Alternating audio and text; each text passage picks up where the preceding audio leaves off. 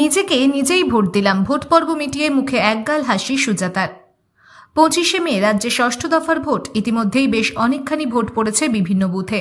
এবারে সপরিবারে ভোট দিতে আসলেন বিষ্ণুপুর লোকসভা কেন্দ্রের তৃণমূলের প্রার্থী সুজাতা মণ্ডল। নিজেই নিজেকে ভোট দিলেন তৃণমূল প্রার্থী।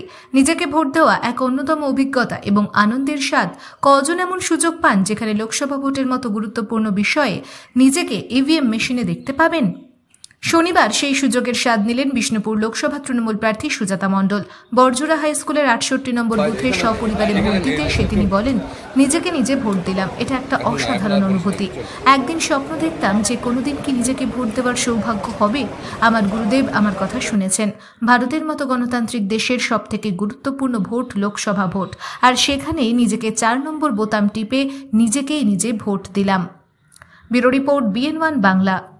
কাকে ভোট দিলেন? সুজাতা মণ্ডলকে।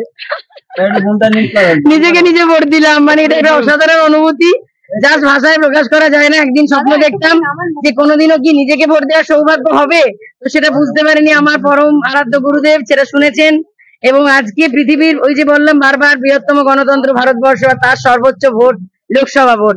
সেই লোকসভা ভোটের প্রার্থী হিসাবে নিজের ঘরের মাটিতে নিজেকে যখন 4 নম্বর বোতাম টিপে জোড়া ফুলে ভোটটা দিলাম, সে এক অসাধারণ অনুভূতি। মানে সুজাতাকে ভোট দিল। সুজাতা, বরজোড়া হাই স্কুল 5 বছর আগের ভোট মনে পড়ে? হ্যাঁ, সব মনে পড়ে। কেন মনে পড়বে না? আমি জীবনে কোনো অভিজ্ঞতা ভুলতেই চাই না। সব অভিজ্ঞতা মনের মনি করে রেখে দিতে চাই। ভালো মন্দ সেই নিয়েই তো জীবন।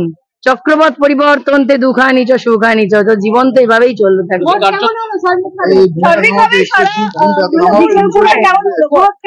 ভোট ভালোই হয়েছে, কারণ এখনো পর্যন্ত বিশাল কোনো গন্ডগোলের খবর সকাল থেকে এখন ভোট প্রায় শেষের পথে পাইনি।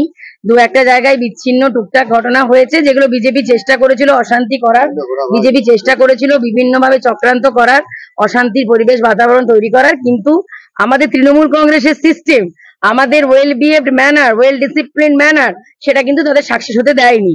আর দু একটা জায়গায় মেশিন খারাপ ছিল, সেগুলো প্রশাসনের তরফ থেকে বদল করে দেওয়া হয়েছে। প্রতিপক্ষ যিনি রয়েছেন সৌমিত্র খাঁ, তিনি গোটা দিন নিজেকে ঘরবন্দি করেই রাখলেন এবং একটি ভিডিও মেসেজে বলেন যে 3 লক্ষ ভোটে তিনি জয়যুক্ত হচ্ছেন। ওনাকে একটা জিনিস আমি বলতে পারি, দেখুন, উনি ঘরবন্দি কেন থাকবেন না? উনি তো মানুষের কাছে যাওয়ার মতন মুখটাই রাখেননি।